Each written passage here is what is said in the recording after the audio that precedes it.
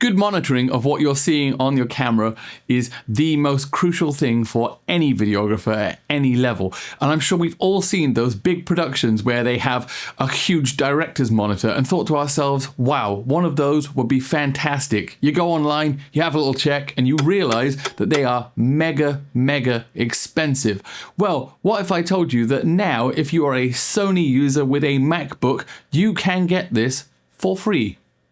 Kinda. Okay, so recently Sony released a Mac version of the app they've had out for a while for monitor and control. It was initially out on the iPhone, then they brought it out on the iPad, and now they've brought it out on the Mac. So any MacBook that you have can now be a giant monitor and use all of the control functions, which is pretty good. So at its very essence, this app allows you to turn your MacBook into a giant monitor.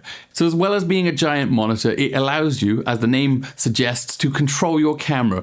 Basically, most of the functions which you can access on the back of the camera can be accessed along the bottom there. It has lots of assistive tools and it has a pretty good range of them. Your zebras, your focus peaking, and all sorts of other assistive tools.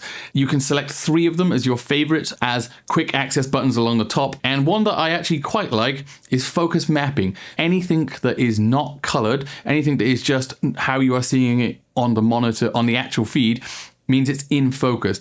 Now in the top left of the screen you can see that there's some information about your frame rate, what file number is, which would be useful if you were using this monitor as a DIT. If you're a one-man band like I am most of the time, it will allow you to then just be setting lights or moving furniture or generally getting everything set up. Is it ever going to compete with an actual director's monitor? No.